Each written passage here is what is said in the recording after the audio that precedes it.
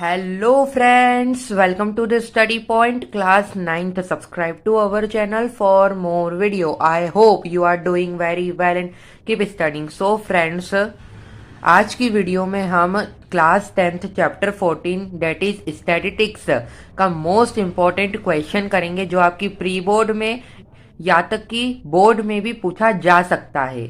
तो ये बहुत ज़्यादा इंपॉर्टेंट क्वेश्चन होने वाला है। मैं इसको सॉल्व करवाने से पहले आपसे रिक्वेस्ट करूंगा कि आप इसको अपनी जो भी कॉपी है, रफ कॉपी या ट्यूशन कॉपी या फेयर कॉपी, उसमें नोट करके रख लीजिए, क्योंकि ये आपकी बोर्ड एग्जाम में आ सकता है। ऐसा क्वेश्चन खास करके स्टैंडर्ड वालों के लिए ये आ सकता है क्वेश्चन। सो शुरू करते हैं हम हमारे चैप्टर 14 के मोस्ट इंपॉर्टेंट क्वेश्चन की, डेट इज दिस क्वेश्चन। सो शुरू करते हैं इसको बिना टाइम वेस्ट करे। क्वेश्चन को ध्यान से रीड करना। अगर ये क्वेश्चन आपकी बोर्ड एग्जाम में आता है तो ये सेक्शन ए में आएगा 2 मार्क्स का। ये 2 मार्क्स का वेटेज रखता है क्वेश्चन में क्या बोला है, बहुत इजी क्वेश्चन है, घबराना मत, बस क्वेश्चन को देखना, सोचना और सॉल्व करते जाना, आपका खुद ही आंसर आ जाएगा। तो देखो क्वेश्चन में हमसे बोला है, क्वेश्चन रीड करेंगे। फाइंड द अननोन एंट्रीज, हमें क्या फाइंड करनी है, अननोन एंट्रीज फाइंड करनी है of the following distribution of a heights of the students in a class। मतलब हमने आपसे बोला है कि एक स्टूडेंट से क्लास में, सपोज कर लीजिए आपकी क्लास 10th ए है एक, उसमें स्टूडेंट से उन स्टूडेंट्स की हाइट्स, ये देखिए आपको यहाँ पे दे रखी है कि इतनी हाइट इतनी फ्रीक्वेंसी के बच्चों की, मतलब इतने बच्चों की है। तो आपको अब करना क्या है, आपको इसमें जो मिसिंग फ्रीक्वेंसी है या बोल सकते हो अननोन फ्रीक्वेंसी है या अननोन एंट्रीज जो है वो आपको फाइंड करनी है। किसकी फाइंड करनी है, students of heights in a class.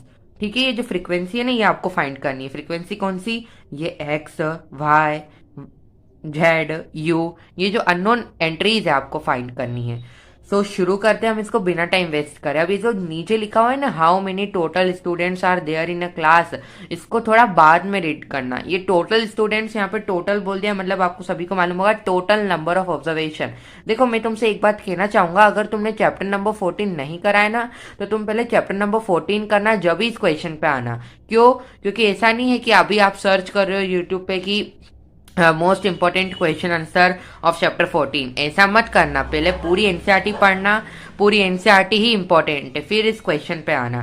Total, अब टोटल बोला है तो मतलब क्या है, आपने चैप्टर नंबर 14 पढ़ा होगा तो टोटल जो रहता है वो कुमुलेटिव फ्रीक्वेंसी का ही नंबर ऑफ ऑब्जर्वेशन रहता है। तो ये जो यू की वैल्यू आएगी वही टोटल नंबर ऑफ स्टूडेंट्स रहेंगे क्लास में। ठीक है, अगर आपने चैप्टर पढ़ा होगा तो आपको मालूम होगा कि जो आपकी कुमुलेटिव फ्रीक्वेंसी का लास्ट टर्म होता है वही नंबर ऑफ ऑब्जर्वेशन होता है, मतलब वही टोटल स्टूडेंट्स क्लास में रहेंगे। या आप बोल सकते हो इन सब का जो लास्ट में जो हम टोटल करेंगे फ्रीक्वेंसी का, तो वो भी जो टोटल है इनका वो लास्ट वाली टर्म के इक्वल ही आता है। आई होप कि आपको क्वेश्चन जो है वो अच्छे से क्लियर हो गया होगा कि हमें अननोन एंट्रीज फाइंड करनी है। इस क्वेश्चन में एक क्लास है, उसमें स्टूडेंट्स है, उनकी हाइट्स आपको देके रखी है और अब ये फ्रीक्वेंसी दे दी, कुमुलेटिव फ्रीक्वेंसी दे दी। अब आपको एक्स, जेड, वाई और यू की वैल्यू फाइंड करनी है। तो शुरू करते हैं हम हमारे क्वेश्चन के सॉल्यूशन को बिना टाइम वेस्ट करे। सो स्टूडेंट्स, अब यहाँ पे देखो वही क्वेश्चन को मैंने, आप जब अपनी आंसर शीट आपको मिलेगी, अगर ये क्वेश्चन आता है तो आपको ऐसा टेबल ड्रॉ करना है, आपको मालूम ही होगा। एक तरफ हमने पूरा वही क्वेश्चन उतार लिया है, ये इतना जो कुमुलेटिव फ्रीक्वेंसी है हमने ये पूरा ही उतार लिया है। ये हाइट्स एज इट इज मैंने उतार ली है, फ्रीक्वेंसी मैंने पूरी एज इट इज उतार ली है और कुमुलेटिव फ्रीक्वेंसी भी मैंने एज इट इज उतार ली है। अब कुछ बच्चे बोलेंगे सर कि अगर कुमुलेटिव फ्रीक्वेंसी यहाँ पे दे के रखी है तो फिर मैंने यहाँ पे एक कुमुलेटिव फ्रीक्वेंसी का एक और टेबल क्यों ड्रॉ करा। सो स्टूडेंट्स, अब यहाँ पे देखो, आपको अगर आप यहाँ से कुमुलेटिव फ्रीक्वेंसी, अगर आप थोड़ा दिमाग लगाओगे तो आप कुमुलेटिव फ्रीक्वेंसी खुद भी यहाँ पे बना सकते हो। अब जब आप कुमुलेटिव फ्रीक्वेंसी बना लोगे तो उन दोनों को इक्वेट कर देना। क्यों, क्योंकि हम जो कुमुलेटिव फ्रीक्वेंसी बनाएंगे वो भी तो जो क्वेश्चन में टेबल में गिवन है वो कुमुलेटिव फ्रीक्वेंसी के इक्वल होगी। तो फिर जब वो इक्वल होगी तो हम इक्वेशन में पुट करके हमारी यू, एक्स, जेड, वाई जो भी वैल्यूज है वो फाइंड कर लेंगे। अगर अभी आपको क्लियर नहीं हुआ है तो आप एक बार वापस से पीछे करिएगा तो क्लियर हो जाएगा, या अभी मैं आपको सॉल्यूशन करके दिखाऊंगा तो क्लियर हो जाएगा। अब बात आती है कुमुलेटिव फ्रीक्वेंसी कैसे बनाए। कुछ बच्चों ने तो बनाना शुरू भी कर दी होगी वीडियो देख के, तो आप भी शुरू कर दीजिए बनाना। मैं आपको सिखाता हूँ, देखिए कैसे बनाते हैं। देखो स्टूडेंट्स, सबसे पहले तो ये जो 4 है मतलब सॉरी, ये जो फ्रीक्वेंसी का 4 है ये तो हम एज इट इज लिख देते हैं। फिर इसमें 4x, अब 4 में x प्लस नहीं होगा तो हम ऐसे लिखेंगे 4 प्लस x, ये ऐसे लिखेंगे। अब 8 प्लस कर देंगे, 4 में 8 तो प्लस हो सकता है, x नहीं प्लस होता, लेकिन 8 तो प्लस हो सकता है ना। तो जब आप 8 को 4 में प्लस करोगे तो 12 आएगा। फिर 12 प्लस एक्स, ऐसे ही मैं पूरा कोमुलेटिव फ्रिक्वेंसी का टेबल में मेरा तैयार कर लूंगा। अब जेड अलग से लिखेंगे क्योंकि जेड एक वेरिएबल है, एक्स के साथ प्लस नहीं होगा, तो ये ऐसा लिखाएगा 12 प्लस में एक्स प्लस में जेड। अब 12 में 12 तो प्लस हो सकता है ना, तो 12 में 12 प्लस होएगा तो कितना आएगा 24 एक्स प्लस में जेड। ऐसे ही अब 24 में जब मैं 8 प्लस कर लूंगा तो 32 आएगा स्टूडेंट्स। तो ये एज इट इज लिख दो। ये समझ रहे हो, मैं जो वैल्यू है उसमें ऐड करते जा रहा हूँ ये फ्रीक्वेंसी को लाइन वाइज आपने सीखी होगी चैप्टर 14 में स्टैटिस्टिक्स में ये कुमुलेटिव फ्रीक्वेंसी कैसे बनाते हैं। इसके लिए मैं बार बार बोल रहा हूँ कि अगर आपने चैप्टर 14 नहीं पढ़ा है तो पहले वो पढ़िए और फिर बाद में ये क्वेश्चन पाइए, क्योंकि नहीं तो फिर वो नहीं पढ़ोगे तो ये क्वेश्चन तो आपके दिमाग से ऊपर से जाने वाला है। अब जब 32 में हम 4 प्लस करेंगे तो 36 आएगा, 36x प्लस जेड। ऐसे मैंने मेरा खुद का एक कुमुलेटिव फ्रीक्वेंसी का टेबल तैयार कर लिया। ऐसे ही आपको अब हो सकता है बोर्ड एग्जाम में ये वैल्यू ना दे, वो कुछ और वैल्यू दे दे, तो कुछ और वैल्यू दे दे तो उसमें भी ऐसे ही करना और एक को अलग से कुमुलेटिव फ्रीक्वेंसी का टेबल ड्रॉ कर लेना। वो डिपेंड करता है कि आपका क्वेश्चन किस टाइप का है। स्टूडेंट्स यहाँ तक क्लियर हो गया। अब स्टूडेंट्स, अब हमने ये कुमुलेटिव फ्रीक्वेंसी का टेबल तैयार कर लिया। अब अगर मैं ये 8 और ये इनको इक्वल रख के क्या मैं x की वैल्यू नहीं निकाल सकता? बिल्कुल निकाल सकता हूँ स्टूडेंट्स। ऐसे ही मैं यहाँ पे z की वैल्यू भी निकाल सकता हूँ जब मैं x की वैल्यू फाइंड कर लूँगा। उसके बाद मैं यहाँ पे u की वैल्यू भी निकाल सकता हूँ। ऐसे मैं सबकी वैल्यू निकाल सकता हूँ स्टूडेंट्स। कैसे, जरा देखना स्टूडेंट्स अभी। सो स्टूडेंट्स, यहाँ से मैं x की वैल्यू निकाल सकता हूँ, y की वैल्यू निकाल सकता हूँ, z की वैल्यू निकाल सकता हूँ और u की वैल्यू निकाल सकता हूँ।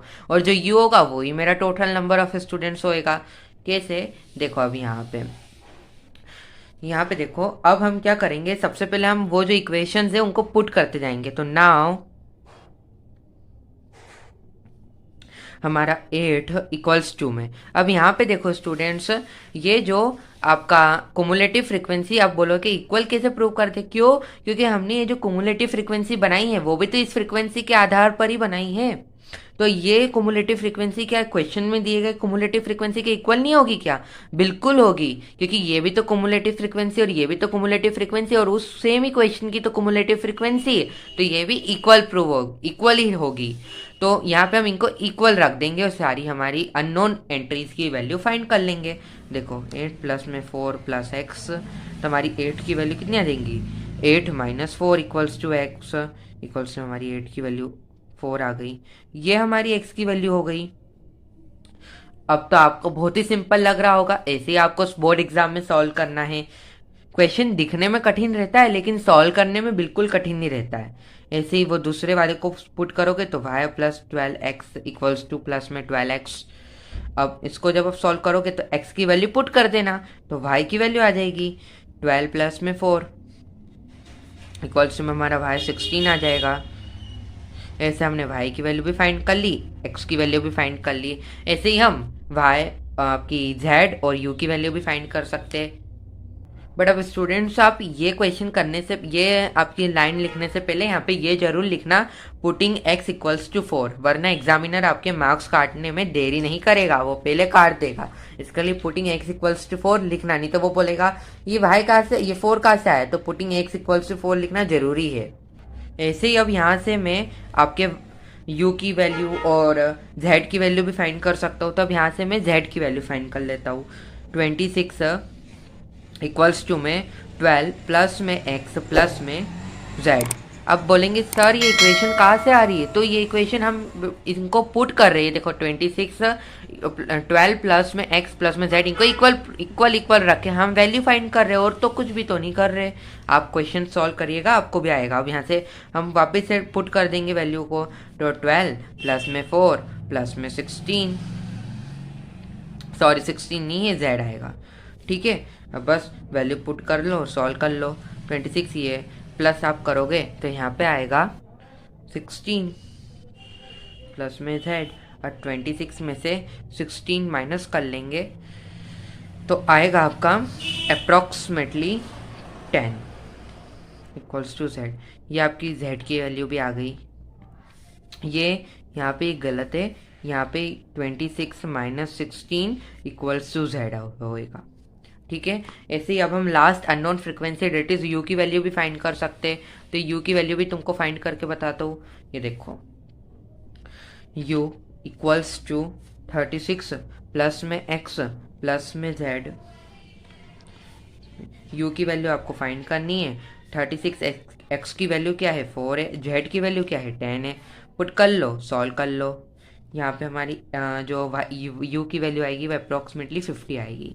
अप्रॉक्सीमेटली क्या है, यही आंसर आएंगे। अप्रॉक्सीमेटली तो क्या है, तो पॉइंट के आंसर नहीं है, जो अप्रॉक्स होंगे 50 ही आंसर आएंगे। तो हमारी u की वैल्यू भी आ गई, 10 की वैल्यू भी आ गई, y की वैल्यू भी आ गई और x की वैल्यू भी आ गई। अब यहाँ पे पुटिंग लिखना मत भूलना, तो मैं एक बार पुटिंग जो हमने वैल्यूज पुट करी है वो भी लिख देता हूँ। सो स्टूडेंट्स यहाँ पे देखिए मैंने ये पुटिंग जो करी है मैंने वैल्यूज वो भी लिख दी है।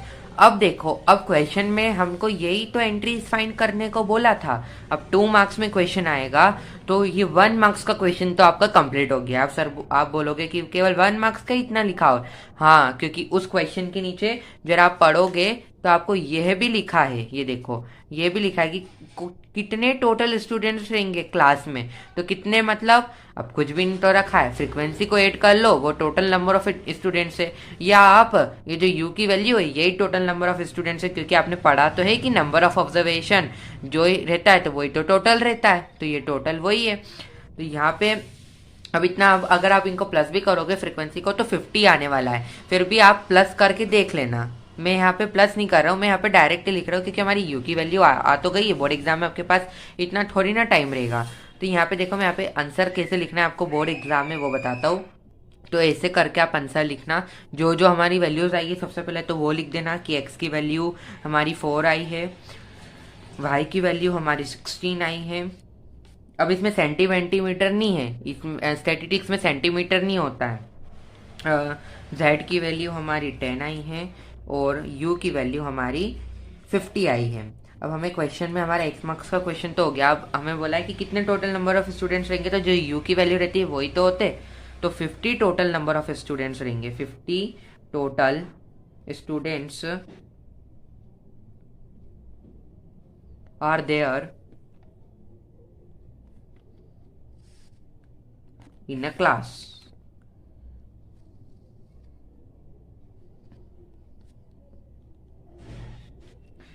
तो यहाँ पे हमारा ये क्वेश्चन कंप्लीट हो जाता है। आई होप कि आपको पूरा क्वेश्चन अच्छे से क्लियर हो गया होगा। नहीं क्लियर हुआ है तो आप फिर से वीडियो को पीछे करें और फिर से देखें, हो जाएगा क्लियर। ऐसा कोई दिक्कत का क्वेश्चन नहीं है, इंपॉर्टेंट क्वेश्चन है। 2 मार्क्स में डायरेक्ट प्री बोर्ड में आ सकता है या बोर्ड में आ सकता है, तो आप इसको ट्राई करें। और अगर क्वेश्चन समझ में आया तो स्टडी पॉइंट क्लास 9 को सब्सक्राइब करें और हमें यूं ही सपोर्ट करते रहिए। स्किप मत करिए, आप स्किप कर लेते हैं। ये देखिए मैं आपको कुछ दिखा रहा हूँ, मेरे को लगा कि ये क्वेश्चन मेरे को आपको शेयर करना चाहिए, तो ये वही क्वेश्चन है। आप इसका एक बार स्क्रीनशॉट ले लीजिएगा, क्योंकि मैंने जब क्वेश्चन को सॉल्व करा तो उसमें शुरू में क्वेश्चन दिखाया था लेकिन लास्ट में क्वेश्चन नहीं दिखाया, मतलब जब सॉल्व करे तो कैसे दिखाता, क्योंकि रेशियो नहीं रहता है। तो अभी आप देख लीजिए, इसका स्क्रीनशॉट लीजिएगा और ये वही क्वेश्चन है जो अभी हमने सॉल्व करा। आई होप कि आपको पूरा क्वेश्चन समझ में आया होगा। Thank you for watching and for your loving and support. Thank you students.